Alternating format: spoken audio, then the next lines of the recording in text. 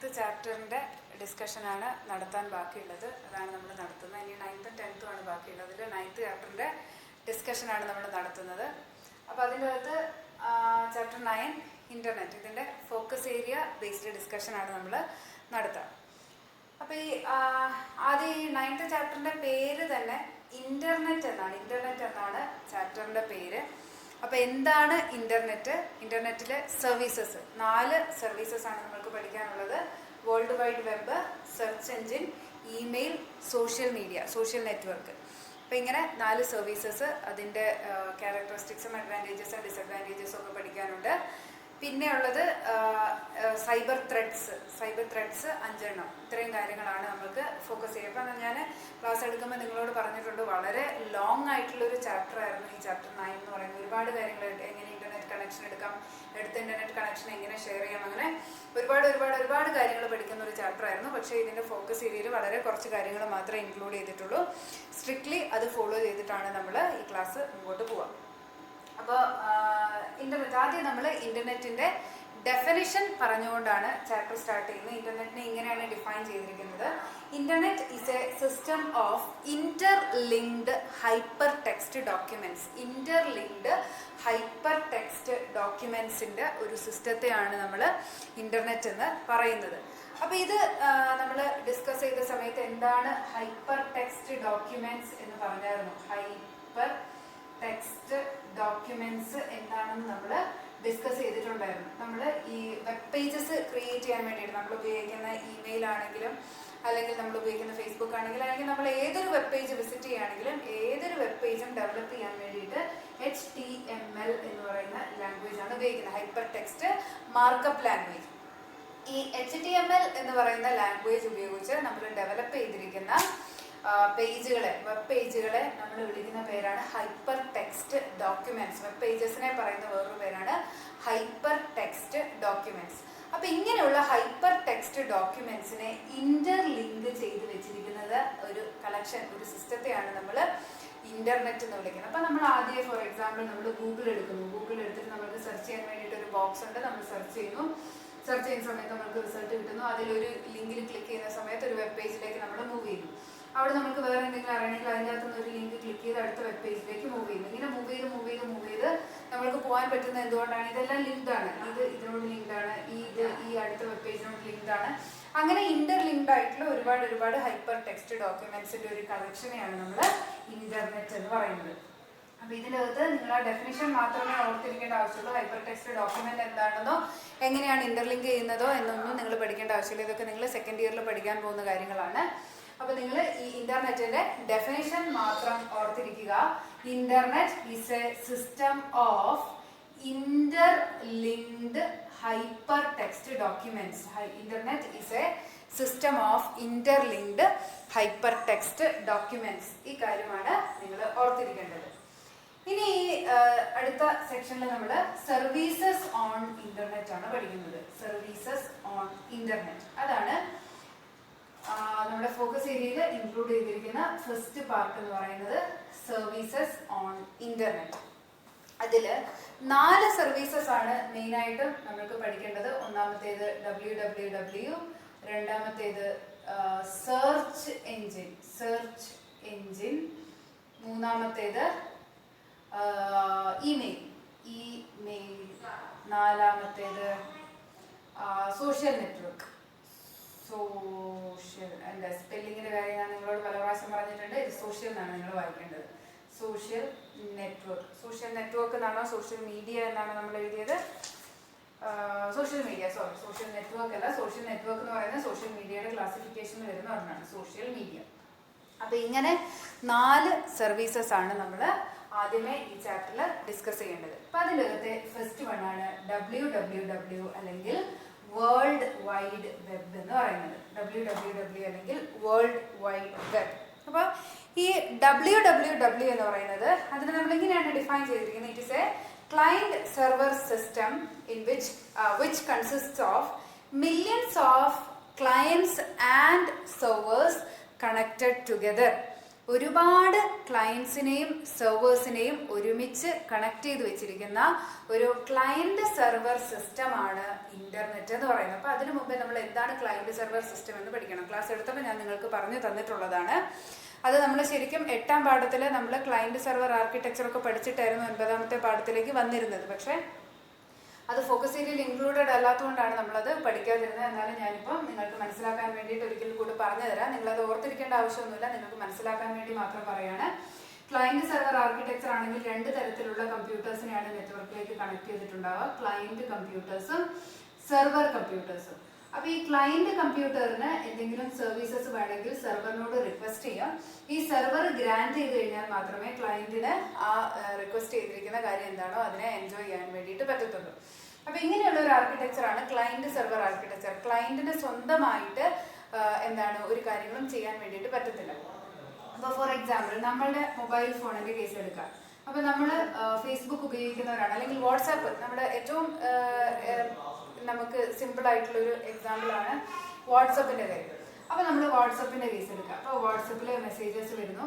അപ്പോൾ നമ്മൾ ഇത് സെർവറിലേക്ക് കണക്റ്റഡ് അല്ല, നമ്മൾ ഇന്റർനെറ്റ് ഓഫ് ആക്കി വെച്ചു, നമ്മുടെ ഇന്റർനെറ്റ് ഓഫ് ആക്കി വെച്ചു എന്ന് വിചാരിക്കും. അപ്പോൾ നമ്മുടെ കയ്യിൽ എന്ത് മാത്രമേ ഉള്ളൂ? ഇതൊരു ക്ലയന്റ് ആണ്, ഇതൊരു ക്ലയന്റ് സിസ്റ്റമാണ് നമ്മുടെ കയ്യിലുള്ളത്. നമ്മുടെ മൊബൈൽ ഫോൺ എന്ന് പറയുന്നത് നമ്മൾ ക്ലയൻസ് ആണ്. അപ്പോൾ ഈ നമ്മൾ സ്വന്തമായിട്ട് നെറ്റ് ഒന്നും കണക്ട് ചെയ്തിട്ടില്ലെങ്കിൽ പിന്നെ ഈ വാട്സപ്പിൽ നമ്മൾക്ക് പുതിയ മെസ്സേജസ് കിട്ടുമോ? ഇല്ല. അപ്പം ക്ലയന്റിന് സ്വന്തമായിട്ട് ഒന്നും ചെയ്യാൻ വേണ്ടിയിട്ട് പറ്റത്തില്ല. ഇനി നമ്മൾ മെസ്സേജ് അയച്ചു കഴിഞ്ഞാലും അത് സെൻഡ് ആവില്ല. ഇനി ഇത് നമ്മൾക്ക് പുതിയ മെസ്സേജസ് കിട്ടണമെന്നുണ്ടെങ്കിൽ എന്ത് ചെയ്യേണ്ടി വരും?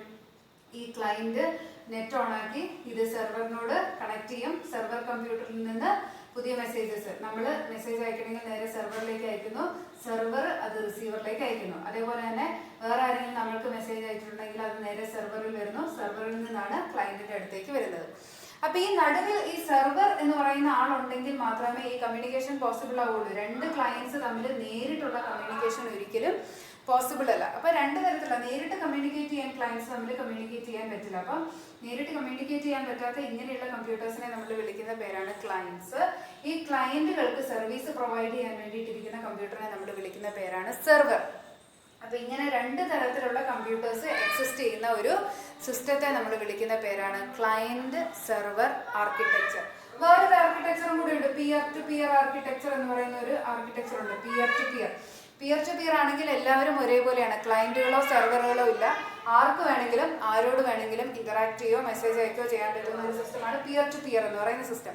പക്ഷെ ഇന്റർനെറ്റ് എന്ന് പറയുന്നത് it is a large client server system in which millions of clients and millions of servers are connected together.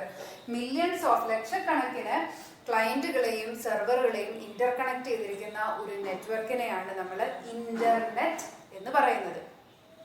അപ്പൊ ഈ കാര്യങ്ങളൊക്കെ അപ്പൊ ഞാൻ നേരത്തെ പറഞ്ഞ പോലെ ഇത് നിങ്ങൾക്ക് മനസ്സിലാകാൻ വേണ്ടിയിട്ട് പറഞ്ഞു എന്നേ ഉള്ളൂ.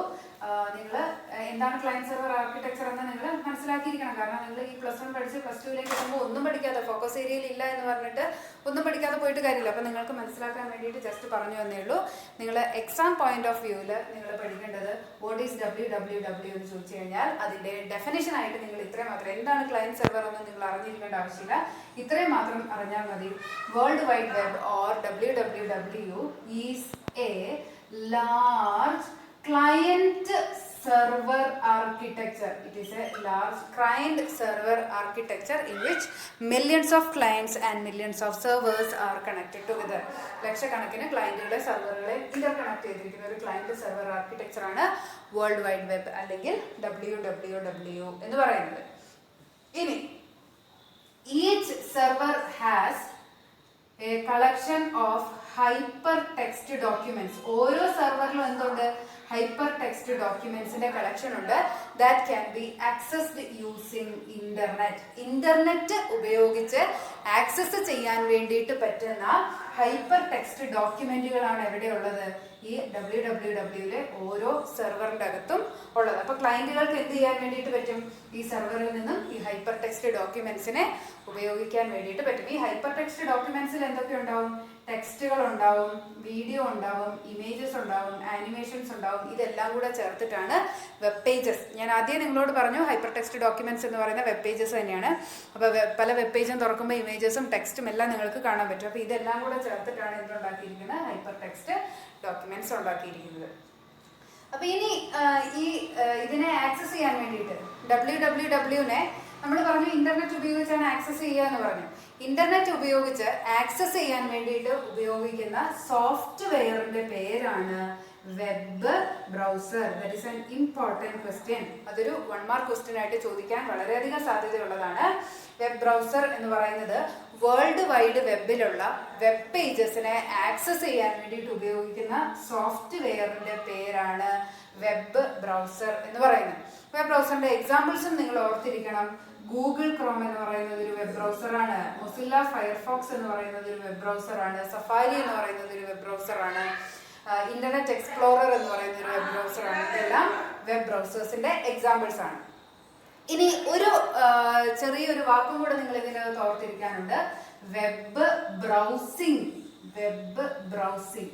വെബ് ബ്രൗസിംഗ് എന്ന് പറഞ്ഞു കഴിഞ്ഞാൽ എന്താണ് വെബ് ബ്രൗസിംഗ് എന്ന് ചോദിച്ചു കഴിഞ്ഞാൽ, web browsing is the procedure of traversing through web pages in world wide web using web browser. ഇപ്പൊ വെബ് ബ്രൗസർ ഉപയോഗിച്ച് വേൾഡ് വൈഡ് വെബിലുള്ള വെബ് പേജസിൽ കൂടെ ട്രാവൽ ചെയ്ത് അതായത് ഞാൻ നേരത്തെ പറഞ്ഞു ഒരു വെബ് പേജ്, അതിൻ്റെ അകത്തുനിന്ന് ഒരു ലിങ്ക് ക്ലിക്ക് ചെയ്ത് കഴിഞ്ഞാൽ അടുത്ത വെബ് പേജിലേക്ക് പോയി, അവിടുന്ന് ലിങ്ക് ക്ലിക്ക് ചെയ്ത് അടുത്ത വെബ് പേജിലേക്ക് പോയി, ലിങ്ക് ക്ലിക്ക് ചെയ്ത് അടുത്ത വെബ് പേജിലേക്ക് പോയി. ഇങ്ങനെ വേൾഡ് വൈഡ് വെബിലുള്ള വെബ് പേജസിൽ കൂടെ ഇങ്ങനെ ട്രാവേഴ്സ് ചെയ്ത് പോകുന്ന പ്രൊസീജിയറിനെ നമ്മൾ വിളിക്കുന്ന പേരാണ് വെബ് ബ്രൗസിംഗ്. ഇത്രയാണ് സർവീസസ് ഓൺ ഇന്റർനെറ്റിലെ ഫസ്റ്റ് വൺ ആയ WWW നിങ്ങൾ ഓർത്തിരിക്കേണ്ടത്. അപ്പോൾ ഓർത്തിരിക്കേണ്ട കാര്യങ്ങൾ ഞാൻ ഒരിക്കൽ കൂടെ പറയാണ്. WWW stands for world wide web. World wide വെബിനാണ് നമ്മൾ WWW എന്ന് പറയുന്നത്. It is a large client server architecture. വലിയൊരു ക്ലയന്റ് സെർവർ ആർക്കിടെക്ചർ ആണ്. ലക്ഷക്കണക്കിന് ക്ലയന്റുകളെയും സെർവറുകളെയും ഇന്റർകണക്ട് ചെയ്തിരിക്കുന്നു. രണ്ടാമത് ഓർത്തിരിക്കേണ്ടത്. മൂന്നാമത്തേത്, ഇതിൻ്റെ അകത്ത് ഓരോ സെർവറുകളിലും ക്ലയന്റുകളും സെർവറുകളാണ്. ക്ലയന്റ് സെർവർ ആർക്കിടെക്ചർ ആണ്. അപ്പോൾ വേൾഡ് വൈഡ് വെബിലെ ഓരോ സെർവറുകളിലും എന്താണ് ഒരുപാട് ഹൈപ്പർ ടെക്സ്റ്റ് ഡോക്യുമെന്റ്സിനെയാണ് സ്റ്റോർ ചെയ്ത് വെച്ചിരിക്കുന്നത്. ഹൈപ്പർ ടെക്സ്റ്റ് ഡോക്യുമെന്റ്സ് ആണ് സെർവറുകളിൽ സ്റ്റോർ ചെയ്തിരിക്കുന്നത്. ഈ ഹൈപ്പർ ടെക്സ്റ്റ് ഡോക്യുമെന്റ്സിനെ ഇന്റർനെറ്റ് ഉപയോഗിച്ചാണ് ആക്സസ് ചെയ്യുന്നത്. ഈ ഹൈപ്പർ ടെക്സ്റ്റ് ഡോക്യുമെന്റുകളെ ഇന്റർനെറ്റ് ഉപയോഗിച്ച് ആക്സസ് ചെയ്യും. ഇനി ഈ ഹൈപ്പർ ടെക്സ്റ്റ് ഡോക്യുമെന്റിൽ എന്തൊക്കെയുണ്ട്? Text, video, audio, graphics, animation ഇതെല്ലാം കൂടെ ചേർത്തിട്ടാണ് ഹൈപ്പർ ടെക്സ്റ്റ് ഡോക്യുമെന്റ്സ് ക്രിയേറ്റ് ചെയ്യുന്നത്. ഇനി ഇങ്ങനെ വേൾഡ് വൈഡ് വെബിലുള്ള ഈ ഹൈപ്പർ ടെക്സ്റ്റ് ഡോക്യുമെന്റ്സിനെ അല്ലെങ്കിൽ വെബ് പേജസിനെ ആക്സസ് ചെയ്യാൻ വേണ്ടിയിട്ട് ഉപയോഗിക്കുന്ന സോഫ്റ്റ്വെയറിന്റെ പേരാണ് വെബ് ബ്രൗസർ. വെബ് ബ്രൗസറുകളുടെ എക്സാമ്പിൾസ് ആണ് ഗൂഗിൾ ക്രോം, ഫയർഫോക്സ്, ഇതെല്ലാം ഇന്റർനെറ്റ് എക്സ്പ്ലോറർ എല്ലാം. അപ്പൊ ഇങ്ങനെ ഇന്റർനെറ്റ് വെബ് ബ്രൗസർ ഉപയോഗിച്ച് വെബ് പേജസിനെ വിസിറ്റ് ചെയ്ത് പോകുന്ന പ്രൊസീജിയറിനെ നമ്മൾ വിളിക്കുന്ന പേരാണ് വെബ് ബ്രൗസിംഗ്. ഇത്രയും കാര്യങ്ങളാണ് ആദ്യത്തെ സർവീസ് ഓൺ ഇന്റർനെറ്റ് അതായത് WWW നിങ്ങൾ ഓർത്തിരിക്കേണ്ടത്. ഇതാണ് ഫസ്റ്റ് വൺ. ഇനി സർവീസസിലെ സെക്കൻഡ് വൺ ആണ് search engines. Search engine. Services on ഇന്റർനെറ്റിലെ രണ്ടാമത്തേതാണ് search engine. Search engine. Search engine. അപ്പൊ സെർച്ച് എൻജിൻ എന്ന് പറഞ്ഞു കഴിഞ്ഞാൽ it is a special program that help for effective searching of information in the internet based on a keyword. ഒരു കീവേഡിന്റെ ബേസിസിൽ ഒരു user enter ചെയ്യുന്ന ഒരു കീവേഡിന്റെ ബേസിസിൽ വേൾഡ് വൈഡ് വെബിൽ നിന്നും നമ്മുടെ കണ്ടന്റ്സിനെ കണ്ടുപിടിക്കാൻ വേണ്ടിയിട്ട് സഹായിക്കുന്ന ഒരു വെബ് പേജിനെ ആണ് അല്ലെങ്കിൽ ഒരു ആപ്ലിക്കേഷനെയാണ് നമ്മൾ ഈ പറയുന്ന സെർച്ച് എൻജിൻസ് എന്ന് പറയുന്നത്. അതൊരു സ്പെഷ്യൽ പ്രോഗ്രാം ആണ്. അപ്പൊ നമുക്ക് എന്തിനെ കുറിച്ചെങ്കിലും ഡീറ്റെയിൽ അറിയണമെന്ന് വിചാരിക്കാം. അപ്പൊ നമ്മൾ പറയാണ് നമുക്ക് ഇപ്പോൾ +1 എക്സാമിനേഷൻ വരെയാണ്. അപ്പോൾ നമുക്ക് അതിൻ്റെ സ്റ്റഡി മെറ്റീരിയൽസ് കിട്ടണം. അപ്പോൾ നമ്മൾക്ക് കൃത്യമായിട്ടും ഏത് വെബ്സൈറ്റിൽ പോയി ഈ സ്റ്റഡി മെറ്റീരിയൽസ് ഡൗൺലോഡ് ചെയ്യണം എന്നറിയത്തില്ലെങ്കിൽ നമ്മൾ നേരെ എന്ത് ചെയ്യും? ഗൂഗിൾ തുറക്കും. ഗൂഗിളിൻ്റെ അകത്ത് +1 കമ്പ്യൂട്ടർ ആപ്ലിക്കേഷൻ സ്റ്റഡി മെറ്റീരിയൽസ് എന്ന് അടിച്ചു കൊടുത്തു കഴിഞ്ഞാൽ അത് ഉള്ള ഈ +1 കമ്പ്യൂട്ടർ ആപ്ലിക്കേഷൻ സ്റ്റഡി മെറ്റീരിയൽസ് ഉള്ള ഒരുപാട് വെബ്സൈറ്റ്സിൻ്റെ ഒരു ലിസ്റ്റ് നമ്മൾക്ക് കാണാൻ വേണ്ടിയിട്ട് പറ്റും. അപ്പം നമ്മൾക്ക് കൃത്യമായിട്ടും എവിടെയാണ് വേൾഡ് വൈഡ് വെബിൽ എവിടെയാണ് ഈ കണ്ടന്റ് ഉള്ളത് എന്ന് നമ്മൾക്ക് കൃത്യമായിട്ടും അറിയത്തില്ലെങ്കിൽ അത് കണ്ടുപിടിക്കാൻ വേണ്ടിയിട്ട് നമ്മളെ സഹായിക്കുന്ന ആപ്ലിക്കേഷൻസിനെയാണ് നമ്മൾ സെർച്ച് എൻജിൻസ് എന്ന് പറയുന്നത്. അപ്പോൾ വേൾഡ് വൈഡ് വെബിൽ നിന്നും WWWയിൽ നിന്നും കണ്ടന്റ്സിനെ കണ്ടുപിടിക്കാൻ വേണ്ടിയിട്ട് സഹായിക്കുന്ന ഒരു ആപ്ലിക്കേഷനാണ് സെർച്ച് എൻജിൻ എന്ന് പറയുന്നത്. സെർച്ച് എൻജിൻ്റെ എക്സാമ്പിൾസ് ആണ് ഗൂഗിൾ, യാഹൂ, ബിങ് എക്സെട്ര. കുറേ എണ്ണം ഉണ്ട്. അതിൽ നിങ്ങൾ ഈ 3 എണ്ണത്തിൻ്റെ പേരെങ്കിലും നിങ്ങൾ ഓർത്തിരിക്കണം. Google, Yahoo, Bing. ഇത് മൂന്നും സെർച്ച് എഞ്ചിനുകളുടെ എക്സാമ്പിൾസ് ആണ്. എന്തിനാണ് സെർച്ച് എഞ്ചിൻ ഉപയോഗിക്കുന്നത്? വേൾഡ് വൈഡ് വെബിൽ നിന്നും കണ്ടന്റ്സിനെ കണ്ടുപിടിക്കാൻ വേണ്ടിയിട്ട്, ഐഡന്റിഫൈ ചെയ്യാൻ വേണ്ടിയിട്ടാണ്, നമ്മൾ സെർച്ച് ചെയ്ത് കണ്ടുപിടിക്കാൻ വേണ്ടിയിട്ടാണ് നമ്മൾ ഈ സെർച്ച് എഞ്ചിൻസ് യൂസ് ചെയ്യുന്നത്. സെർച്ച് എഞ്ചിൻ എന്ന് പറയുന്ന ആപ്ലിക്കേഷൻസ് ഉപയോഗിക്കുന്നത്. ഒരു കീവേഡ് ആണ് നമ്മൾ സെർച്ച്. ഇപ്പോൾ ഇവിടെ നമ്മൾ +1 കമ്പ്യൂട്ടർ ആപ്ലിക്കേഷൻ സ്റ്റഡി നോട്ട്സ് എന്ന് കൊടുത്തു കഴിഞ്ഞാൽ ഈ ഒരു വാക്കിനെയാണ് നമ്മൾ കീവേഡ് എന്ന് പറയുന്നത്. നമ്മൾ എന്താണോ സെർച്ച് ചെയ്യുന്നത് ആ ഒരു വാക്കിനെ നമ്മൾ വിളിക്കുന്ന പേരാണ് കീവേഡ്. C++ൽ നമ്മളൊരു കീവേഡ് പഠിച്ചിട്ടുണ്ട്. ആ കീവേഡ് അല്ല നമ്മൾ ഇവിടെ പറയുന്നത്. ഇവിടെ സെർച്ച് എഞ്ചിനിലെ കീവേഡ് എന്ന് പറയുന്നത് നമ്മൾ എന്തിനു വേണ്ടിയിട്ടാണോ സെർച്ച് ചെയ്യുന്നത് ആ കണ്ടന്റിനെ നമ്മൾ വിളിക്കുന്ന പേരാണ് കീവേഡ്. അപ്പോൾ ഒരു കീവേഡ് നമ്മുടെ വേൾഡ് വൈഡ് വെബിൽ നിന്നും സെർച്ച് ചെയ്ത് കണ്ടുപിടിക്കാൻ വേണ്ടിയിട്ട് ഉപയോഗിക്കുന്ന പ്രോഗ്രാംസ് ആണ് search engines. Example Google, Yahoo, Bing. ഇനി തേർഡ് വൺ, നമ്മുടെ സർവീസസ് ഓൺ ഇന്റർനെറ്റിലെ മൂന്നാമത്തേതാണ് ഇമെയിൽ എന്ന് പറയുന്നത്. Email, electronic mail. Email stands for electronic mail and is used for transferring digital messages between computers using internet. കൃത്യമായിട്ടും പല കാര്യങ്ങൾ അതിൻ്റെ അകത്ത് വന്നു. ഇമെയിൽ അല്ലെങ്കിൽ ഇലക്ട്രോണിക് മെയിൽ എന്ന് പറയുന്നത് ഡിജിറ്റൽ മെസ്സേജസ് അയക്കാൻ വേണ്ടിയിട്ടാണ് ഉപയോഗിക്കുന്നത്. Used for transferring digital messages. എങ്ങനെയാണ്? From one computer to another, ഒരു കമ്പ്യൂട്ടറിൽ നിന്ന് വേറൊരു കമ്പ്യൂട്ടറിലേക്ക്, യൂസിങ് ഇന്റർനെറ്റ് ഉപയോഗിച്ച്. അപ്പോൾ എന്താണ് അയക്കുന്നത്? ഡിജിറ്റൽ മെസ്സേജ് ആണ് അയക്കുന്നത്. ഇമെയിൽ അല്ലെങ്കിൽ ഇലക്ട്രോണിക് മെയിൽ ഡിജിറ്റൽ മെസ്സേജ് അയക്കാനാണ് ഉപയോഗിക്കുന്നത്, ഒരു കമ്പ്യൂട്ടറിൽ നിന്ന് വേറൊരു കമ്പ്യൂട്ടറിലേക്ക്, യൂസിങ് ഇന്റർനെറ്റ്. മൂന്ന് കാര്യങ്ങൾ അതിനകത്ത് വരണം. Email or electronic mail is used for transferring digital messages between computers using internet. ഇനി ഈ ഇമെയിലിൻ്റെ അകത്ത് നമ്മൾക്ക് എന്തൊക്കെ അയക്കാം? ടെക്സ്റ്റ് മാത്രമല്ല, ഇമേജസ് അയക്കാം, മൾട്ടിമീഡിയ അയക്കാൻ പറ്റും. ഇമേജസും വീഡിയോസും ഓഡിയോയും ഒക്കെ നമ്മൾക്ക് ഇമെയിലായിട്ട് അയക്കാൻ വേണ്ടിയിട്ട് പറ്റും. ഒരേ ഇമെയിൽ തന്നെ എത്ര ആൾക്കാർക്ക് വേണമെങ്കിലും നമ്മൾക്ക് അയക്കാൻ വേണ്ടിയിട്ട് പറ്റും. ഇനി ഇങ്ങനെ ഇമെയിൽ അയക്കണം എന്നുണ്ടെങ്കിൽ നമ്മൾക്കൊരു ഇമെയിൽ അഡ്രസ്സ് ഉണ്ടെങ്കിൽ മാത്രമേ നമ്മൾക്ക് ഇമെയിൽ അയക്കാൻ വേണ്ടിയിട്ട് പറ്റുള്ളൂ എല്ലാവർക്കും. ഇപ്പം നമ്മൾക്കൊരു കത്ത് അയക്കണമെന്നുണ്ടെങ്കിൽ, നമ്മൾക്ക് വേറൊരാൾക്ക് കത്ത് അയക്കണം എന്നുണ്ടെങ്കിൽ നമ്മൾ എന്താണ്, നമ്മൾ കത്ത് എഴുതി അതിൻ്റെ മുകളിൽ അഡ്രസ്സ് എഴുതിയിട്ടാണ് അയക്കുക. അപ്പോൾ അഡ്രസ്സ് അറിയാമെങ്കിൽ മാത്രമല്ല നമ്മൾക്ക് അയക്കാൻ പറ്റുള്ളൂ. അതേപോലെ തന്നെ ഇമെയിൽ അയക്കണമെങ്കിലും അത് റിസീവ് ചെയ്യുന്ന ആൾക്കും അയക്കുന്ന ആൾക്കും ഒരു ഇമെയിൽ അഡ്രസ്സ് ഉണ്ടെങ്കിൽ മാത്രമേ നമ്മൾക്ക് ഇമെയിലുകൾ അയക്കാൻ പറ്റുള്ളൂ. ഇമെയിൽ അഡ്രസ്സിന്റെ ഫോർമാറ്റ് ഇങ്ങനെയാണ്: user name at domain name. ഇതാണ് ഇമെയിൽ അഡ്രസ്സിന്റെ സിന്റാക്സ് എന്ന് പറയുന്നത്, ഇമെയിൽ അഡ്രസ്സിന്റെ ഫോർമാറ്റ് എന്ന് പറയുന്നത്. അതിനകത്ത് യൂസർ നെയിം എന്ന് പറയുന്നത് നമ്മൾ സെലക്ട് ചെയ്യാണ്. നമ്മൾക്ക് ഇഷ്ടമുള്ള നമ്മുടെ പേരോ നമ്മുടെ സ്ഥാപനത്തിന്റെ പേരോ എന്തെങ്കിലുമാണ് നമ്മൾ യൂസർ നെയിം ആയിട്ട് കൊടുക്കുക. ഡൊമെയിൻ നെയിം എന്ന് പറയുന്നത് നമ്മൾക്ക് ഈ ഇമെയിൽ സർവീസ് തരുന്ന കമ്പനിയുടെ പേരാണ് നമ്മളവിടെ ഡൊമെയിൻ നെയിമായിട്ട് കൊടുക്കുക. അപ്പൊ അതിന്റെ എക്സാമ്പിൾ ആയിട്ട് നമ്മൾക്ക് ഇങ്ങനെ എഴുതാം: SCERT Kerala@gmail.com. SCERT Kerala@gmail.com. ഇവിടെ ജിമെയിൽ എന്ന് പറയുന്നത് നമ്മുടെ സർവീസ്, ഇന്റർനെറ്റ് ഇമെയിൽ സർവീസ് തരുന്ന കമ്പനിയുടെ പേരാണ് ജിമെയിൽ. SCERT കേരള എന്ന് പറയുന്നത് നമ്മുടെ എന്താണ്, SCERTയുടെ ഫുൾ ഫോം എന്തായിരുന്നു? നമ്മുടെ കേരളത്തിലെ നമ്മുടെ ബുക്കുകളൊക്കെ പബ്ലിഷ് ചെയ്യുന്ന ഫുൾ ഫോം ഞാൻ മറന്നുപോയി കേട്ടോ. അപ്പൊ ആവശ്യമില്ല, ഞാൻ ജസ്റ്റ് ഓർത്തു എന്ന് മാത്രമേ ഉള്ളൂ. നമ്മുടെ ടെക്സ്റ്റ് ബുക്കിന്റെ ഫ്രണ്ടിൽ എഴുതിയിട്ടുണ്ടാവും. SCERT, state council of education research and training, നമ്മുടെ ടെക്സ്റ്റ് ബുക്കിന്റെ ഫ്രണ്ടിൽ തന്നെ എഴുതിയിട്ടുണ്ട്. അതാണ് നമ്മുടെ SCERT കേരള. അപ്പൊ ഈ ടെക്സ്റ്റ് ബുക്കൊക്കെ ഉണ്ടാക്കുന്ന SCERT കേരളയുടെ ഒഫീഷ്യൽ ആയിട്ടുള്ള ഇമെയിൽ അഡ്രസ് ആണ് SCERTKerala@gmail.com എന്ന് പറയുന്നത്. SCERT കേരള എന്ന് പറയുന്നത് അവരുടെ യൂസർ നെയിമും gmail.com എന്ന് പറയുന്നത് കമ്പനിയുടെ അഡ്രസ്സും ആണ്. അപ്പൊ ഇതാണ് ഒരു ഇമെയിൽ അഡ്രസ്സിന്റെ ജനറൽ ആയിട്ടുള്ള ഫോർമാറ്റ് എന്ന് പറയുന്നത്. അപ്പൊ ഇതിന്റെ ആദ്യത്തെ പാർട്ടിനെ നമ്മൾ എന്ത് പറയും? യൂസർ നെയിം എന്ന് പറയും. രണ്ടാമത്തെ പാർട്ടാണ് നമ്മുടെ കമ്പനിയുടെ പേര്, അതിനെയാണ് നമ്മൾ ഡൊമെയിൻ നെയിം എന്ന് പറയുന്നത്. ഇനി ഇതിൻ്റെ അകത്ത് ഇമെയിലിലെ സെക്ഷൻസ് ഏതൊക്കെയാണെന്ന്, ഇമെയിലിലെ സെക്ഷൻസ് ഇൻ ഇമെയിൽ, ഇതും ഇമ്പോർട്ടൻ്റ് ആണ്. സെക്ഷൻസ് ഇൻ ഇമെയിൽ ഏതൊക്കെയാണെന്നാണ് നമ്മൾ പറയുന്നത്. അതിനകത്ത് ഒന്നാമത്തെ സെക്ഷനാണ് ടു, രണ്ടാമത്തേതാണ് CC, മൂന്നാമത്തേതാണ് BCC, നാലാമത്തേതാണ് സബ്ജക്റ്റ്, അഞ്ചാമത്തേതാണ് ബോഡി. അപ്പൊ ഇത്രയാണ് മെയിൻ ആയിട്ടുള്ള സെക്ഷൻസ് എന്ന് പറയുന്നത്. ബോഡി അല്ലെങ്കിൽ കണ്ടന്റ് എന്നാണ് നമ്മൾ പറയുക. ബോഡി അല്ലെങ്കിൽ കണ്ടന്റ്, മെയിൻ ആയിട്ടുള്ള സെക്ഷൻസ് ഇത്രയാണ്. അതിൽ ടു എന്ന് പറയുന്നത് ഈ ഇമെയിൽ ആർക്കാണോ അയക്കുന്ന അയാളുടെ അഡ്രസ് ആണ് നമ്മളിവിടെ സ്പെസിഫൈ ചെയ്യുക. Address of receiver, email address of receiver. ഇനി സി സി എന്ന് പറഞ്ഞു കഴിഞ്ഞാൽ കാർബൺ കോപ്പി. ഇത് നമ്മൾ ഇതിന്റെ കോപ്പി, നമ്മൾ അയക്കുന്ന ഇമെയിലിന്റെ കോപ്പി ആർക്കൊക്കെ അയക്കുന്നുണ്ടോ അവരുടെ അഡ്രസ്സാണ് നമ്മൾ ഇവിടെ കൊടുക്കുക. സി സി എന്ന് പറയുന്ന ഇമെയിൽ അഡ്രസ് ഓഫ് സെക്കൻഡറി റെസിപ്പിയൻസിന്റെ അഡ്രസ്സാണ് നമ്മൾ ഇവിടെ സ്പെസിഫൈ ചെയ്യുക. അപ്പൊ ഇവിടെ 2 എന്ന് പറയുന്ന സെക്ഷനിൽ നമ്മൾ പ്രൈമറി റിസീവറിന്റെ അഡ്രസ്, മെയിൻ ആയിട്ടും ആർക്കാണ് നമ്മൾ ഈ ഇമെയിൽ ഉദ്ദേശിച്ചിരിക്കുന്നത് ആ പ്രൈമറി റെസിപ്പിയന്റെ അഡ്രസ് ആണ് നമ്മൾ ഇവിടെ 2 എന്ന് പറയുന്ന സെക്ഷനിൽ കൊടുക്കുക.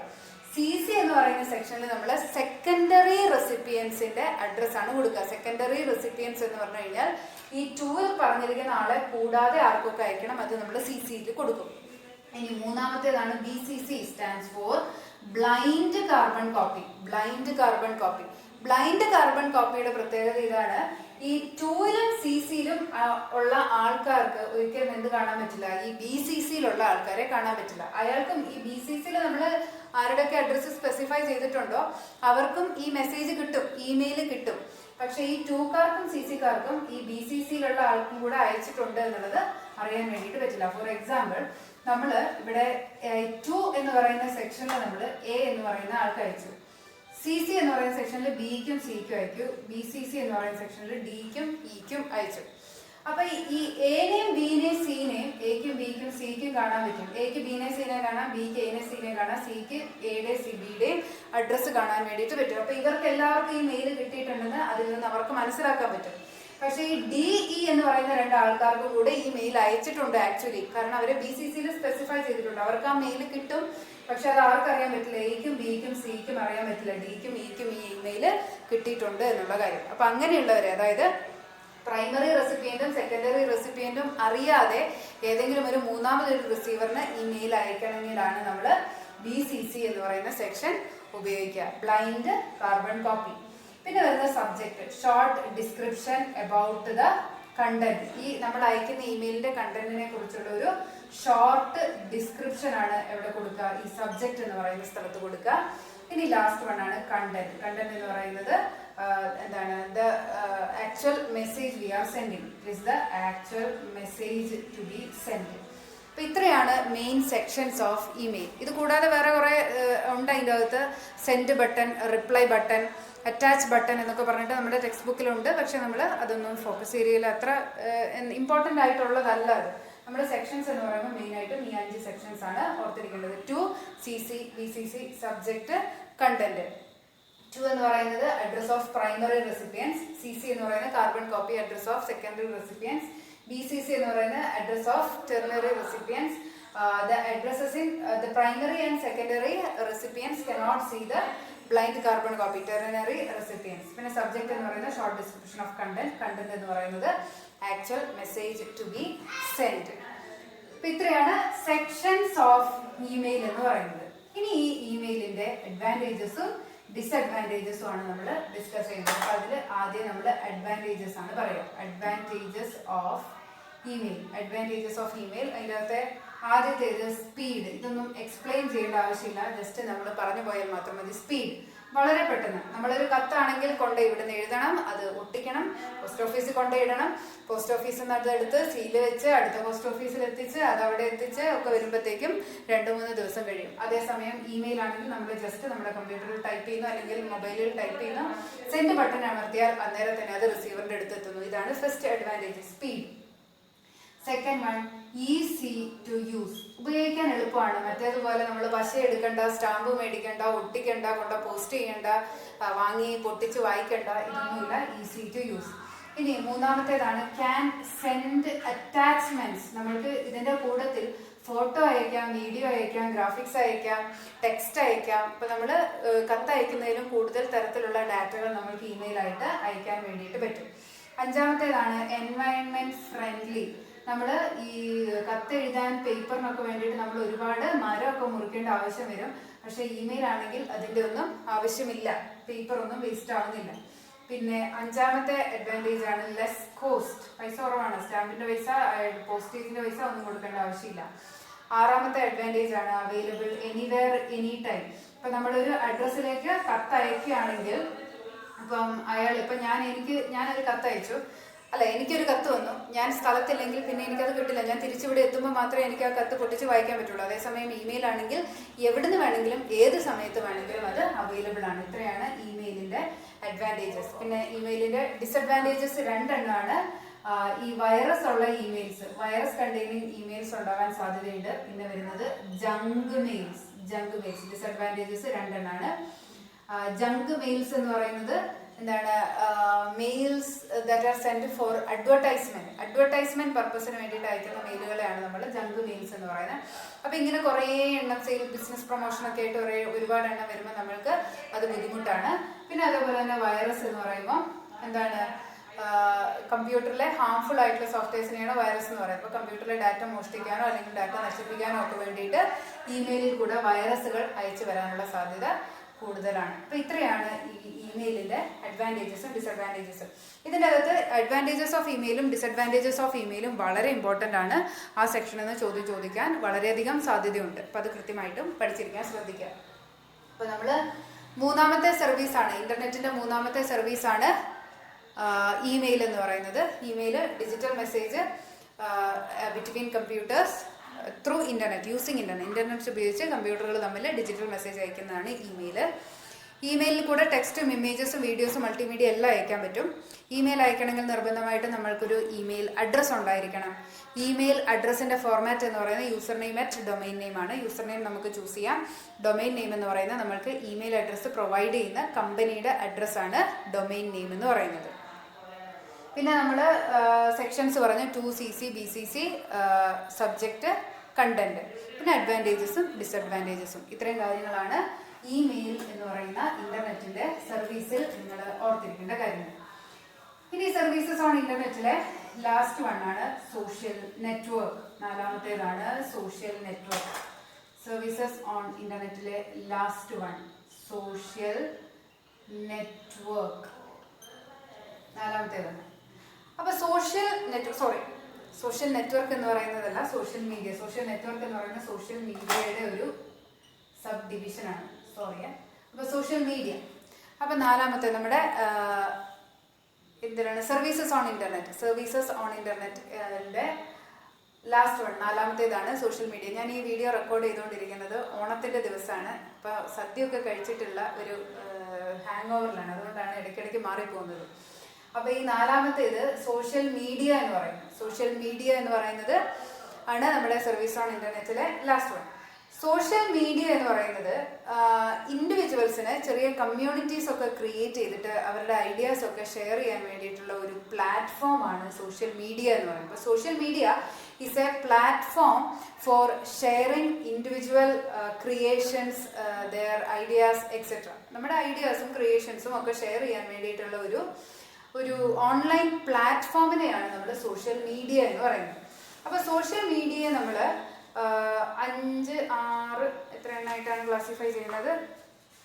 നമ്മൾ 5 ക്ലാസിഫൈ ചെയ്യുന്നത് എന്നാണ് എൻ്റെ വിശ്വാസം. നോക്കട്ടെ, ഇല്ല, 6 നമ്മൾ ക്ലാസിഫൈ ചെയ്യുന്നത്. സോഷ്യൽ മീഡിയ ഈസ് ക്ലാസിഫൈഡ് 6 നമ്മൾ ക്ലാസിഫൈ ചെയ്യുന്നു.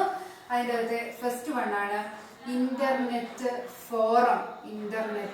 ഫോറം. സെക്കൻഡ് വണ്ണാണ് സോഷ്യൽ ബ്ലോഗ്സ്. തേർഡ് വണ്ണാണ് മൈക്രോ ബ്ലോഗ്. നാലാമത്തേതാണ് വിക്കീസ്. അഞ്ചാമത്തേതാണ് സോഷ്യൽ നെറ്റ്വർക്ക്. ആറാമത്തേതാണ് കണ്ടന്റ് കമ്മ്യൂണിറ്റീസ്. അപ്പോൾ ഇത്രയാണ് നമ്മുടെ സോഷ്യൽ മീഡിയയുടെ ക്ലാസിഫിക്കേഷൻ. അപ്പോൾ സോഷ്യൽ മീഡിയ എന്താണെന്ന് ഞാൻ നിങ്ങളോട് ഓൾറെഡി പറഞ്ഞു. സോഷ്യൽ മീഡിയ എന്ന് പറയുന്നത് നമ്മുടെ ഐഡിയാസ് ഒക്കെ ഷെയർ ചെയ്യാൻ വേണ്ടിയിട്ടുള്ള ഒരു പ്ലാറ്റ്ഫോമാണ്. Social media is a platform for sharing ideas and creativities of ഇൻഡിവിജ്വൽസിൻ്റെ ഐഡിയാസും ക്രിയേറ്റിവിറ്റീസും ഷെയർ ചെയ്യാനുള്ള ഒരു പ്ലാറ്റ്ഫോമാണ് സോഷ്യൽ മീഡിയ. അതിലകത്തെ ഫസ്റ്റ് വണ്ണാണ് internet forum. Internet forum is an online discussion website. Internet forum is an online discussion website where people engage in conversations in form of posted messages. മെസ്സേജസിൻ്റെ ഫോമിൽ conversations post ചെയ്യുന്ന ഒരു online discussion വെബ്സൈറ്റിനെയാണ് ഈ പറയുന്ന internet forum എന്ന് പറയുന്നത്. അപ്പൊ internet forum എന്ന് പറയുന്നത് ഏതെങ്കിലും ഒരു ടോപ്പിക്കിനെ കുറിച്ചായിരിക്കും. ഒരു പർട്ടിക്കുലർ ടോപ്പിക് ഉണ്ടാവും. ഓരോ ഇന്റർനെറ്റ് ഫോറത്തിനും ഒരു ടോപ്പിക് ഉണ്ടാവും. ആ പർട്ടിക്കുലർ ടോപ്പിക്കിനെ കുറിച്ച് മാത്രമുള്ള ഡിസ്കഷൻസ് നടത്താൻ വേണ്ടിയിട്ടാണ് ഇന്റർനെറ്റ് ഫോറംസ് ഉപയോഗിക്കുന്നത്. ഇനി ഓരോ ഡിസ്കഷനെയും നമ്മൾ വിളിക്കുന്ന പേരാണ് thread. Each discussion on A topic is known as a threat. ഇതിനകത്ത് വരുന്ന ഓരോ ഡിസ്കഷൻ ടോപ്പിക്കിനെ നമ്മൾ വിളിക്കുന്ന പേരാണ് ത്രെഡ്. ഇനി ഓൺലൈൻ ഡിസ്കഷൻ വെബ്സൈറ്റിന്റെ ഒരു എക്സാമ്പിൾ ആണ് ഉബുണ്ടു ഫോറം. ഉബുണ്ടു ഫോറം എന്ന് പറയുന്നത് ഉബുണ്ടു എന്ന് പറയുന്ന ഓപ്പറേറ്റിംഗ് സിസ്റ്റത്തെ കുറിച്ചുള്ള ഡിസ്കഷൻസ് നടത്താൻ വേണ്ടിയിട്ട്, സംശയങ്ങൾ ക്ലിയർ ചെയ്യാനൊക്കെ വേണ്ടിയിട്ടുള്ള ഒരു ഇന്റർനെറ്റ് ഫോറം ആണ് ഉബുണ്ടു ഫോറം എന്ന് പറയുന്നത്. ഉബുണ്ടു ഫോറം ഇതിന്റെ സ്പെല്ലിങ്ങിനെ കുറിച്ച് പല പ്രാവശ്യം പറഞ്ഞിട്ടുണ്ട്. There is Ubuntu forum. അപ്പോൾ നമ്മൾ ഇന്റർനെറ്റ് ഫോറം എന്ന് പറയുന്നത് it is an online discussion website. ഏതെങ്കിലും ഒരു പർട്ടിക്കുലർ ടോപ്പിക്കിനെ കുറിച്ച് ബേസ്ഡ് ആണ് പെർട്ടിക്കുലർ ടോപ്പിക്, ഒരു പർട്ടിക്കുലർ ടോപ്പിക്കിനെ കുറിച്ചുള്ള ഡിസ്കഷൻസ് നടത്താൻ വേണ്ടിയിട്ട് ഉപയോഗിക്കുന്ന ഒരു ഓൺലൈൻ ഡിസ്കഷൻ വെബ്സൈറ്റിനെയാണ് നമ്മൾ ഇന്റർനെറ്റ് ഫോറം എന്ന് പറയുന്നത്. ഏതെങ്കിലും ഒരു പർട്ടിക്കുലർ ടോപ്പിക്കിനെ കുറിച്ചുള്ള ഡിസ്കഷൻ. ഇനി അങ്ങനെയുള്ള ഓരോ ഡിസ്കഷൻസിനെ നമ്മൾ വിളിക്കുന്ന പേരാണ് ത്രെഡ്. അപ്പൊ ഡിസ്കഷൻ എന്ന് പറഞ്ഞു കഴിഞ്ഞാൽ ഒരാൾ ഒരു മെസ്സേജ് ഇട്ടു, എനിക്കൊരു സംശയം വന്നു, ആ മെസ്സേജ് ഇട്ടു, ഒരാൾ അതിനൊരു റിപ്ലൈ തരുന്നു, ആ റിപ്ലൈയെ കുറിച്ച് ഞാൻ വീണ്ടും സംശയം ചോദിക്കുന്നു, വേറൊരാൾ അതിന് റിപ്ലൈ തരുന്നു. ഇങ്ങനെ പോകുന്ന ഒരു മെസ്സേജും അതിന്റെ കറസ്പോണ്ടിങ് ആയിട്ടുള്ള റിപ്ലൈസും എല്ലാം കൂടെ ചേർത്തിട്ടുള്ള ഒരു ഡിസ്കഷനെ നമ്മൾ വിളിക്കുന്ന പേരാണ് thread. Each discussion in the website is known as a threat. Thread എന്നാണ് വിളിക്കുക. എക്സാമ്പിൾ ആണ് Ubuntu forum, online discussion website. Clear ആണെന്ന് വിചാരിക്കുന്നു. ഇനി രണ്ടാമത്തെ ടൈപ്പാണ് സോഷ്യൽ ബ്ലോഗ്. Social blog. അപ്പൊ സോഷ്യൽ ബ്ലോഗിനെ നമ്മൾ ഡിഫൈൻ ചെയ്യുന്നത് it is an informational website consisting of post displayed in reverse chronological order. Reverse chronological order എന്താണെന്നൊക്കെ പറഞ്ഞിരുന്നു. Recent first order. ഏറ്റവും അവസാനം ഇട്ടത് ഏറ്റവും ആദ്യം കാണുന്ന ഓർഡറിനെയാണ് നമ്മൾ റീസെന്റ് ഫസ്റ്റ് ഓർഡർ. വാട്സാപ്പിലാണെങ്കിൽ ഏറ്റവും ആദ്യം നമ്മൾ വാട്സാപ്പ് ഇൻസ്റ്റാൾ ചെയ്ത് ഏറ്റവും ആദ്യം അയച്ച മെസ്സേജ് അല്ല നമ്മൾക്ക് കാണാൻ പറ്റുന്നത്. ഏറ്റവും ആദ്യം അയച്ച മെസ്സേജ് ഏറ്റവും അവസാനമാണ് കിടക്കുക. നമുക്ക് ഏറ്റവും അവസാനം വന്ന മെസ്സേജാണ് നമ്മൾക്ക് ഏറ്റവും ആദ്യം നമ്മുടെ വാട്സപ്പിലൊക്കെ കാണാൻ പറ്റുന്നത്. ഇതിനെയാണ് നമ്മൾ റിവേഴ്സ് ക്രോണോളജിക്കൽ ഓർഡർ എന്ന് പറയുന്നത്. ഏറ്റവും അവസാനം ഇട്ടതിനെ ആദ്യം കാണും. ഇങ്ങനെ റിവേഴ്സ് ക്രോണോളജിക്കൽ ഓർഡറിൽ കണ്ടന്റ്സിനെ ഡിസ്പ്ലേ ചെയ്യുന്ന ഒരു ഇൻഫർമേഷണൽ വെബ്സൈറ്റ്, നമ്മൾക്ക് വിവരങ്ങൾ തരുന്ന വെബ്സൈറ്റ്സിനെയാണ് നമ്മൾ ഇൻഫർമേഷണൽ വെബ്സൈറ്റ്സ് എന്ന് പറയാം. അങ്ങനെയുള്ളൊരു ഇൻഫർമേഷണൽ വെബ്സൈറ്റിനെയാണ് നമ്മൾ സോഷ്യൽ ബ്ലോഗ് എന്ന് പറയുന്നത്. Social blog. ഇനി സോഷ്യൽ ബ്ലോഗുകൾ ഇൻഫർമേഷണൽ വെബ്സൈറ്റ് തന്നെ ആയിക്കോണമെന്നില്ല. പേഴ്സണൽ ഡയറീസ് ആയിട്ട്. പേഴ്സണൽ ഡയറി എന്ന് പറഞ്ഞാൽ എന്താണ്? നമ്മുടെ കാര്യങ്ങൾ എഴുതാൻ വേണ്ടിയിട്ട്. ഫേസ്ബുക്ക് ഒക്കെ നമ്മൾ ചിലപ്പോൾ ഒരു പേഴ്സണൽ ഡയറി പോലെ നമ്മുടെ ഫോട്ടോസ് എല്ലാം അപ്ലോഡ് ചെയ്ത് വളരെ ഓർഡറിൽ കീപ്പ് ചെയ്തു പോകും. അതേപോലെ തന്നെ നമ്മുടെ കാര്യങ്ങളൊക്കെ എഴുതി സൂക്ഷിക്കാൻ ഒരു പേഴ്സണൽ ഡയറി പോലെ നമ്മൾക്ക് ഈ പറയുന്ന സോഷ്യൽ ബ്ലോഗുകൾ ഉപയോഗിക്കാം. അല്ലെങ്കിൽ അഡ്വർടൈസ്മെന്റ് പെർപ്പസിന് വേണ്ടിയിട്ട് സോഷ്യൽ ബ്ലോഗുകൾ ഉപയോഗിക്കാം.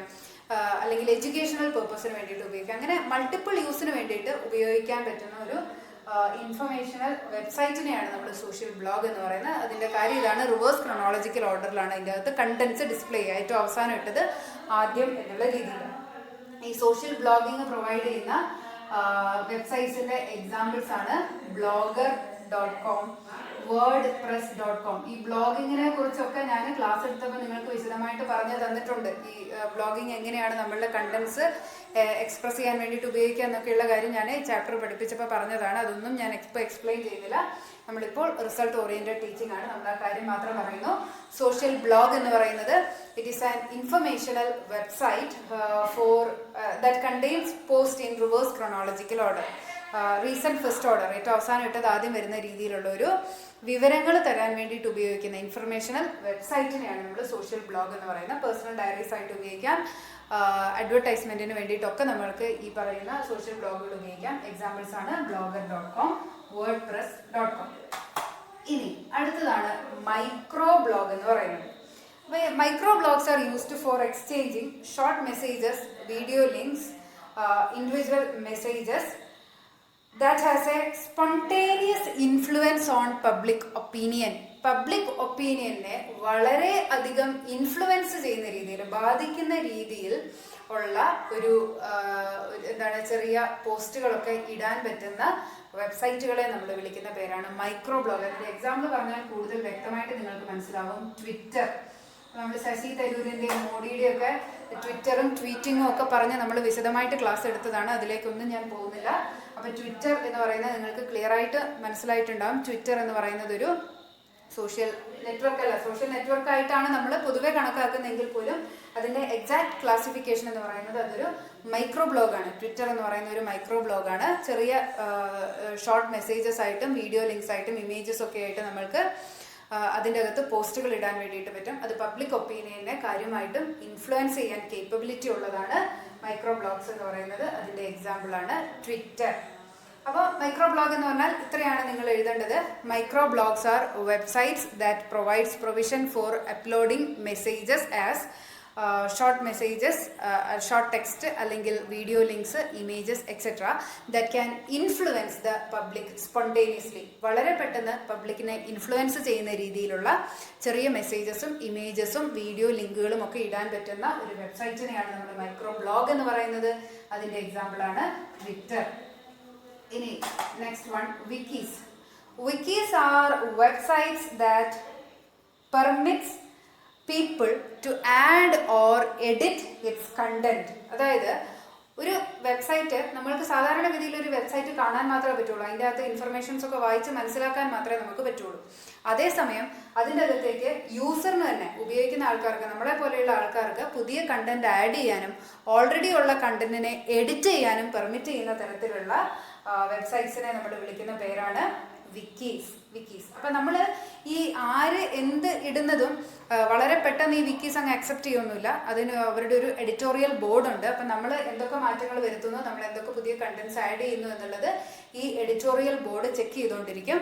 എന്നിട്ട് ആ എഡിറ്റോറിയൽ ബോർഡ് അപ്രൂവ് ചെയ്താൽ മാത്രമേ നമ്മളുടെ എഡിറ്റിങ് അവരുടെ വെബ്സൈറ്റിൽ കണ്ടുവരുള്ളൂ. അല്ലാതെ എന്തെങ്കിലും അഡ്വർടൈസ്മെന്റിന് വേണ്ടിയിട്ടോ അല്ലെങ്കിൽ ഇൻകറക്റ്റ് ഇൻഫർമേഷൻ ഒക്കെ നമ്മൾ കൊടുത്തിട്ടുണ്ടെങ്കിൽ ഉടനെ തന്നെ അതിനെ അവർ റിമൂവ് ചെയ്ത് കളയും. അതിൻ്റെ ക്ലാസിക് എക്സാമ്പിളാണ് വിക്കിപീഡിയ. വിക്കിപീഡിയ ആണ് നമ്മുടെ വിക്കീസിൻ്റെ ഒരു എക്സാമ്പിൾ. പിന്നെ വിക്കി മാപ്പിയ ഒക്കെ ഉണ്ട്. അതെല്ലാം ഈ വിക്കീസിൻ്റെ എക്സാമ്പിൾസ് ആണ്. അപ്പോൾ വിക്കീസ് എന്ന് പറഞ്ഞു കഴിഞ്ഞാൽ wikis are websites that permit its users to add or edit its contents. ഈ കണ്ടന്റ്സിനെ ആഡ് ചെയ്യാനും എഡിറ്റ് ചെയ്യാനും, പുതിയ കണ്ടന്റ്സ് കൂട്ടിച്ചേർക്കാനും ഓൾറെഡി ഉള്ള കണ്ടന്റ്സിൽ എന്തെങ്കിലും മാറ്റം വരുത്താനും ഒക്കെ പറ്റുന്ന തരത്തിലുള്ള വെബ്സൈറ്റ്സിനെ നമ്മൾ വിളിക്കുന്ന പേരാണ് വിക്കീസ്. നമ്മൾ ഇങ്ങനെ വരുത്തുന്ന മാറ്റങ്ങളെല്ലാം അതിൻ്റെ എഡിറ്റോറിയൽ ബോർഡ് ചെക്ക് ചെയ്തുകൊണ്ടിരിക്കുന്നുണ്ട്. നമ്മൾ തെറ്റായ വിവരങ്ങളൊക്കെയാണ് മാറ്റി കൊടുത്തിരിക്കുന്നത്. എന്തെങ്കിലും തെറ്റായ വിവരമാണെങ്കിൽ അതിനെയൊക്കെ അവർ അന്നേരം തന്നെ റിമൂവ് ചെയ്ത് കളയും. എക്സാമ്പിളാണ് വിക്കിപീഡിയ. ഇനി അഞ്ചാമത്തെ ക്ലാസിഫിക്കേഷൻ ആണ് സോഷ്യൽ നെറ്റ്വർക്ക് എന്ന് പറയുന്നത്. സോഷ്യൽ നെറ്റ്വർക്ക് എന്ന് പറയുന്നത് എന്താണ്, പേഴ്സണൽ വെബ് പേജസ് ബിൽഡ് ചെയ്ത് ചെറിയ കമ്മ്യൂണിറ്റീസ് ഉണ്ടാക്കാനും ഫ്രണ്ട് സർക്കിൾ ഉണ്ടാക്കാനും ഫ്രണ്ട്സിനോട് കണക്ട് ചെയ്യാനും ഒക്കെ സഹായിക്കുന്ന തരത്തിലുള്ള സോഷ്യൽ മീഡിയയുടെ ക്ലാസിഫിക്കേഷനാണ് സോഷ്യൽ നെറ്റ്വർക്ക്. നമ്മുടെ ഫേസ്ബുക്ക്, ലിങ്ക്ഡിൻ ഒക്കെ പോലെ. ഫേസ്ബുക്ക്, ലിങ്ക്ഡിൻ ഇതൊക്കെയാണ് അതിൻ്റെ എക്സാമ്പിൾസ് എന്ന് പറയുന്നത്. അപ്പോൾ ഫേസ്ബുക്കും ലിങ്ക്ഡിനും ഒക്കെ ഉപയോഗിക്കുന്നത് ഈ പറയുന്ന എന്തിനു വേണ്ടിയിട്ടാണ്, ഇതേപോലെയുള്ള, അതായത് നമ്മൾ പേഴ്സണൽ വെബ് പേജസ് ക്രിയേറ്റ് ചെയ്യുന്നു. നമ്മുടെ പ്രൊഫൈൽ എന്ന് പറയും. അപ്പോൾ പ്രൊഫൈൽ പോലെയുള്ള പേഴ്സണൽ വെബ് പേജസ് നമ്മൾ ക്രിയേറ്റ് ചെയ്ത് നമ്മളുടെ ഫ്രണ്ട്സുമായിട്ട് കണക്ട് ചെയ്യാനും നമ്മൾക്ക് ചെറിയ ചെറിയ കമ്മ്യൂണിറ്റീസ് ഒക്കെ ബിൽഡ് ചെയ്യാനും ഒക്കെ സഹായിക്കുന്ന തരത്തിലുള്ള വെബ് പേജസിനെയാണ് നമ്മൾ, സോഷ്യൽ മീഡിയയാണ് നമ്മൾ സോഷ്യൽ നെറ്റ്വർക്ക്സ് എന്ന് പറയുന്നത്. നമ്മൾക്ക് ഈ സോഷ്യൽ നെറ്റ്വർക്കിൽ വീഡിയോസ്, പിക്ചേഴ്സ്, ടെക്സ്റ്റ് എല്ലാം അപ്ലോഡ് ചെയ്യാൻ വേണ്ടിയിട്ട് പറ്റും. അതേപോലെ തന്നെ നമ്മൾക്ക് അതിൻ്റെ അകത്ത് കമൻറ്റ്സ്, ബാക്കിയുള്ള ഇതേപോലെയുള്ള എന്താണ് പോസ്റ്റുകൾക്ക് കമൻറ്റ് ഇടാൻ വേണ്ടിയിട്ട് പറ്റും. എക്സാമ്പിൾസ് ആണ് ഫേസ്ബുക്ക്, ലിങ്ക്ഡിൻ ഇതെല്ലാം. അപ്പം ഇത്രയാണ് സോഷ്യൽ നെറ്റ്വർക്ക് എന്ന് പറയുന്നത്. അപ്പോൾ സോഷ്യൽ നെറ്റ്വർക്ക് എന്ന് പറയുന്നത് പേഴ്സണൽ വെബ് പേജസ് ബിൽഡ് ചെയ്ത് നമ്മുടെ ഫ്രണ്ട്സുമായിട്ട് കണക്ട് ചെയ്യാനും കമ്മ്യൂണിറ്റീസ് ബിൽഡ് ചെയ്യാനും ഒക്കെ സഹായിക്കുന്ന തരത്തിലുള്ള വെബ് പേജസിനെ നമ്മൾ സോഷ്യൽ നെറ്റ്വർക്ക്സ് എന്നാണ് പറയുക. Social networks are web pages that help to build personal web pages and connect with friends and to build communities, etc. We can post messages in the form of text, images, videos, etc. Example, Facebook, LinkedIn. In last one ആണ് content communities. Content communities are websites that organize and share a particular type of content like photos, videos, etc. ഏതെങ്കിലും ഒരു particular type of content കണ്ടന്റിനെ മാത്രം നമ്മൾക്ക് share ചെയ്യാൻ വേണ്ടിയിട്ട് ഒക്കെ അല്ലെങ്കിൽ upload ചെയ്യാൻ വേണ്ടിയിട്ട് പറ്റുന്ന തരത്തിലുള്ള വെബ്സൈറ്റ്സിനെ നമ്മൾ വിളിക്കുന്ന പേരാണ് കണ്ടന്റ് കമ്മ്യൂണിറ്റീസ്. അതിന്റെ എക്സാമ്പിൾസ് ആണ് യൂട്യൂബ്, അതിന്റെ എക്സാമ്പിൾ ആണ് യൂട്യൂബ്, ഫ്ലിക്കർ. ഇതെല്ലാം യൂട്യൂബ് ആണെങ്കിൽ അതിൻ്റെ അകത്ത് നമുക്ക് വീഡിയോസ് മാത്രമേ അപ്ലോഡ് ചെയ്യാൻ പറ്റുള്ളൂ. ഫ്ലിക്കർ ആണെങ്കിൽ അതിൻ്റെ അകത്ത് ഫോട്ടോസ് മാത്രമേ അപ്ലോഡ് ചെയ്യാൻ വേണ്ടിയിട്ട് പറ്റുള്ളൂ. അപ്പോൾ ഇങ്ങനെ ഏതെങ്കിലും ഒരു പർട്ടിക്കുലർ ടൈപ്പ് കണ്ടന്റിനെ മാത്രം ഓർഗനൈസ് ചെയ്യാനും അപ്ലോഡ് ചെയ്യാനും പറ്റുന്ന തരത്തിലുള്ള വെബ്സൈറ്റ്സിനെ നമ്മൾ വിളിക്കുന്ന പേരാണ് കണ്ടന്റ് കമ്മ്യൂണിറ്റീസ്. അതിൻ്റെ എക്സാമ്പിൾ ആണ് യൂട്യൂബ്, ഫ്ലിക്കർ എല്ലാം. ഇപ്പോൾ കണ്ടന്റ് കമ്മ്യൂണിറ്റീസ് എന്ന് പറയുന്നത് ഒരേ ടൈപ്പിലുള്ള കണ്ടന്റ്സിനെ ഷെയർ ചെയ്യാനും നമുക്ക് ഷെയർ ചെയ്യാനും ഓർഗനൈസ് ചെയ്യാനും വേണ്ടിയിട്ട് നമ്മളെ ഹെൽപ്പ് ചെയ്യുന്ന വെബ്സൈറ്റ്സിനെയാണ് നമ്മൾ കണ്ടന്റ് കമ്മ്യൂണിറ്റീസ് എന്ന് പറയുന്നത്. ഒരേ ടൈപ്പിലുള്ള കണ്ടന്റ്സിനെ നമ്മൾക്ക് അപ്ലോഡ് ചെയ്യാനും ഷെയർ ചെയ്യാനും അതേപോലെ തന്നെ ഓർഗനൈസ് ചെയ്യാനൊക്കെ സഹായിക്കുന്ന വെബ്സൈറ്റ്സ് ആണ് കണ്ടന്റ് കമ്മ്യൂണിറ്റീസ്.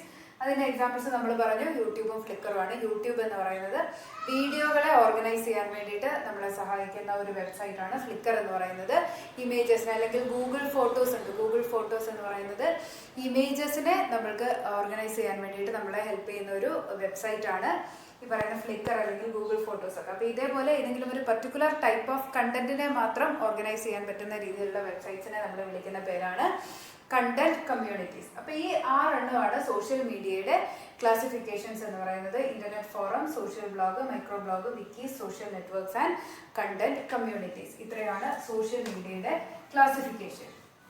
ഇനി അടുത്തതായിട്ട് നമ്മൾ ഡിസ്കസ് ചെയ്യാൻ വേണ്ടിയിട്ട് പോകുന്നത് advantages and disadvantages of social media ആണ്. സോഷ്യൽ മീഡിയയുടെ അഡ്വാൻറ്റേജസും ഡിസഡ്വാൻറ്റേജസും. അതിൻ്റെ അകത്ത് ഫസ്റ്റ് അഡ്വാൻറ്റേജ് ആണ് bring people together. Bring people together അതായത് പല സ്ഥലങ്ങളിലുള്ള ആൾക്കാർക്ക് ഒരുമിച്ചിരിക്കുന്നു എന്നുള്ള ഒരു ഫീല് കൊടുക്കാൻ വേണ്ടിയിട്ട് പറ്റും. ഇപ്പൊ നമ്മുടെ പല ബന്ധുക്കളും അല്ലെങ്കിൽ നമ്മുടെ ഫ്രണ്ട്സൊക്കെ വിദേശ രാജ്യങ്ങളിൽ പോയാലും ഒരുമിച്ചൊരു ഗ്രൂപ്പ് വീഡിയോ കോൾ നടത്തുമ്പോൾ അല്ലെങ്കിൽ ഒരുമിച്ചൊരു ഗ്രൂപ്പ് ക്രിയേറ്റ് ചെയ്ത് നമ്മൾ ചാറ്റ് ചെയ്യുമ്പോൾ അല്ലെങ്കിൽ ഒരു ഫേസ്ബുക്ക് കമ്മ്യൂണിറ്റി ക്രിയേറ്റ് ചെയ്യുമ്പോൾ ഒരു ഫ്രണ്ട് സർക്കിൾ ക്രിയേറ്റ് ചെയ്യുമ്പോൾ നമുക്ക് എല്ലാവരും ഒരുമിച്ചാണ് എന്നുള്ളൊരു ഫീലിംഗ് നമ്മൾക്ക് കിട്ടുന്നുണ്ട്. അങ്ങനെ ഒരു ഫീലിംഗ് ക്രിയേറ്റ് ചെയ്യാൻ വേണ്ടിയിട്ട് പറ്റും. അതിനെയാണ് നമ്മൾ ബ്രിങ് പീപ്പിൾ ടുഗെദർ. ഇനി രണ്ടാമത്തേതാണ് പ്ലാൻ ആൻഡ് ഓർഗനൈസ് ഈവൻറ്റ്സ്. അപ്പോൾ അങ്ങനെ എന്താണ് പല ഈവൻറ്റ്സും ഇതേപോലെയുള്ള ഫേസ്ബുക്ക് കൂട്ടായ്മകളും വാട്സാപ്പ് കൂട്ടായ്മകളും വാട്സാപ്പ് ഗ്രൂപ്പുകളും ഒക്കെ വഴി ഒരുപാട് പരിപാടികൾ ഓർഗനൈസ് ചെയ്ത് നടത്തപ്പെടുന്നുണ്ട്. ഇപ്പോൾ പ്രളയത്തിൻ്റെ സമയത്തും അങ്ങനെയൊക്കെ നമ്മൾ അങ്ങനെയുള്ള പല കോവിഡിൻ്റെ സാഹചര്യങ്ങളിലൊക്കെ ഇതുപോലെയുള്ള ഒരുപാട് പ്രോഗ്രാംസ് നമ്മൾ കണ്ടിട്ടുള്ളതാണ്. ഇനി മൂന്നാമത്തെ അഡ്വാൻറ്റേജ് ആണ് ബിസിനസ് പ്രൊമോഷൻ. അഡ്വർടൈസ്മെന്റിന് വേണ്ടിയിട്ടൊക്കെ നമ്മൾക്ക് ഇതേപോലെ ഉള്ള സോഷ്യൽ മീഡിയകൾ ഉപയോഗിക്കാൻ വേണ്ടിയിട്ട് പറ്റും. ഇനി നാലാമത്തേതാണ് സോഷ്യൽ സ്കിൽസ്. സോഷ്യൽ സ്കിൽസ് എന്താണെന്ന് ഞാൻ നിങ്ങൾക്ക് പറഞ്ഞു തന്നിട്ടുണ്ട് ക്ലാസ് എടുത്തപ്പോൾ. സോഷ്യൽ സ്കിൽ എന്ന് പറയുന്നത് നമുക്ക് നേരിട്ട് എക്സ്പ്രസ് ചെയ്യാൻ ബുദ്ധിമുട്ടുള്ള കാര്യങ്ങൾ. ചിലരുണ്ടാവും അവർക്ക് ഇൻഹിബിഷൻ ഉണ്ടാവും നേരിട്ട് സംസാരിക്കാൻ അല്ലെങ്കിൽ ഒരു പൊതുവേദിയിൽ സംസാരിക്കാൻ അഭിപ്രായങ്ങൾ പ്രകടിപ്പിക്കാനൊക്കെ ഇൻഹിബിഷൻ ഉണ്ടാവും. അപ്പം അല്ലെങ്കിൽ അതിനുള്ളൊരു സാഹചര്യം ഉണ്ടാവത്തില്ല. അപ്പം അങ്ങനെയുള്ള ആൾക്കാർക്കൊക്കെ എന്ത് ചെയ്യാൻ വേണ്ടിയിട്ട് പറ്റും? ഇതേപോലെയുള്ള online medias, new media, social media ഒക്കെ ഉപയോഗിച്ച് അവരുടെ അഭിപ്രായങ്ങൾ പറയാനും എന്താണ് അവരുടെ വ്യൂസിനെയൊക്കെ എക്സ്പ്രസ് ചെയ്യാനും വേണ്ടിയിട്ടുള്ള ഒരു പ്ലാറ്റ്ഫോമായിട്ട് സോഷ്യൽ മീഡിയ ഉപയോഗിക്കാം. ഇത്രയാണ് സോഷ്യൽ മീഡിയയുടെ അഡ്വാൻറ്റേജസ്. ലിമിറ്റേഷൻസ് പറയുകയാണെങ്കിൽ ഒരുപാടുണ്ട്. അതും ഞാൻ വളരെ വിശദമായിട്ട് ക്ലാസ് എടുത്തപ്പോൾ നിങ്ങൾക്ക് പറഞ്ഞു തന്നിട്ടുണ്ട് എങ്ങനെയൊക്കെ സോഷ്യൽ മീഡിയ ഉപയോഗിക്കണം എന്നുള്ളത്. അറിയാത്ത ആൾക്കാരെയൊക്കെ കോൺടാക്ട് ചെയ്തുണ്ടായ ബുദ്ധിമുട്ടുകളെ കുറിച്ചൊക്കെ ഞാൻ ക്ലാസ് എടുത്തപ്പോൾ പറഞ്ഞു തന്നിട്ടുണ്ട്. പക്ഷേ എക്സാം പോയിന്റ് ഓഫ് വ്യൂവിൽ അത് നിങ്ങളുടെ ജീവിതത്തിൽ നിങ്ങൾക്ക് ഉപകരിക്കാൻ വേണ്ടിയിട്ടാണ് പറഞ്ഞു തന്നത്. എക്സാം പോയിന്റ് ഓഫ് വ്യൂവിൽ നമ്മൾ ലിമിറ്റേഷൻസ് അല്ലെങ്കിൽ ഡിസഡ്വാൻറ്റേജസ് നമ്മൾ പറയുന്നത് ഒന്നാമത്തേത് ഇൻട്രൂഷൻ ഇൻടു പ്രൈവസി. ഒരാളുടെ സ്വകാര്യ ജീവിതത്തിലേക്ക് കടന്നു കയറുക, അതിനെയാണ് ഇൻട്രൂഷൻ ഇൻടു പ്രൈവസി എന്ന് പറയുന്നത്. പല രീതിയിൽ അവരുടെ ഇമേജസ് വെച്ചിട്ടാവാം, അല്ലെങ്കിൽ അവരോട് ചാറ്റ് ചെയ്തിട്ട്, അല്ലെങ്കിൽ അവരുടെ പേഴ്സണൽ പ്രൊഫൈൽ എടുത്തിട്ടാകാം. പല രീതിയിൽ ഒരാളുടെ പേഴ്സണൽ ലൈഫിലേക്ക് ഇൻക്ലൂഡ് ചെയ്യാൻ വേണ്ടിയിട്ട് പറ്റും. അതിന്റെ ആഫ്റ്റർ എഫക്ട്സ് ഒക്കെ ഒരുപാട് ഞാൻ നിങ്ങൾക്ക് ക്ലാസ് എടുത്തപ്പോൾ പറഞ്ഞു തന്നിട്ടുണ്ട്. അതൊക്കെ നിങ്ങളുടെ മനസ്സിൽ തീർച്ചയായിട്ടും ഉണ്ടാവണം. നിങ്ങളുടെ കുറെ മാർക്ക് മേടിക്കുക എന്നുള്ളതിനേക്കാളും കൂടുതൽ ഇങ്ങനെയുള്ള കാര്യങ്ങൾ നിങ്ങളുടെ മനസ്സിൽ നിൽക്കണം. മാർക്ക് മേടിക്കുക എന്നുള്ളത് ഇമ്പോർട്ടൻ്റ് ആണ്. അപ്പോൾ എക്സാം പോയിന്റ് ഓഫ് വ്യൂവിൽ നിങ്ങൾ ഇതിന്റെ പേരുകൾ മാത്രം ഓർത്തിരുന്നാൽ മതി. രണ്ടാമതായിട്ട് അഡിക്ഷൻ. മൂന്നാമതായിട്ട് സ്പ്രെഡിങ് റൂമേഴ്സ്, തെറ്റായ വാർത്തകൾ പ്രചരിപ്പിക്കുക. അഡിക്ഷൻ എന്ന് പറഞ്ഞാൽ എന്താണ്? അതിനോട് നമ്മൾ നമുക്ക് അതില്ലാതെ ജീവിക്കാൻ പറ്റാത്തൊരവസ്ഥ, കുറേ സമയം അതിന് വേണ്ടിയിട്ട് വെറുതെ ചെലവഴിക്കുന്ന ഒരവസ്ഥ, അതിനെ അഡിക്ഷൻ എന്ന് പറയും. തെറ്റായ വാർത്തകൾ പ്രചരിപ്പിക്കുന്നതിനെയാണ് സ്പ്രെഡിങ് റൂമേഴ്സ് എന്ന് പറയുന്നത്. അപ്പോൾ ഇത്രയൊക്കെയാണ് സോഷ്യൽ മീഡിയയുടെ ഡിസ്അഡ്വാൻറ്റേജസ് എന്ന് പറയുന്നത്. അപ്പോൾ ഇത്രയാണ് സോഷ്യൽ മീഡിയ, അതിൻ്റെ ക്ലാസിഫിക്കേഷൻസ്, അതിൻ്റെ അഡ്വാൻറ്റേജസ്, ഡിസ്അഡ്വാൻറ്റേജസ്. ഈ അഡ്വാൻറ്റേജസും ഡിസ്അഡ്വാൻറ്റേജസും ഒക്കെ സ്ഥിരമായിട്ട് ചോദിക്കുന്നതാണ്. ഒന്നെങ്കിൽ ഇമെയിലിൻ്റെ അഡ്വാൻറ്റേജ് ഡിസ്അഡ്വാൻറ്റേജ് ആവാം, അല്ലെങ്കിൽ സോഷ്യൽ മീഡിയയുടെ അഡ്വാൻറ്റേജ് ഡിസ്അഡ്വാൻറ്റേജ് ഒക്കെ സാധാരണഗതിയിൽ ചോദിക്കുന്ന ക്വസ്റ്റ്യൻ ആണ്. അപ്പോൾ ഇത്രയാണ് സർവീസസ് ഓൺ ഇൻ്റർനെറ്റ് എന്ന് പറയുന്ന സെക്ഷനിൽ നമ്മൾ പഠിക്കുന്ന 4 കാര്യങ്ങളാണ് നമ്മൾ ഡിസ്കസ് ചെയ്തത്. World wide web, search engine, email, social media. ഈ 4 എണ്ണമാണ് നമ്മൾ സർവീസസ് ഓൺ ഇൻ്റർനെറ്റ് എന്ന് പറയുന്ന സെക്ഷനിൽ പഠിക്കുന്നത്.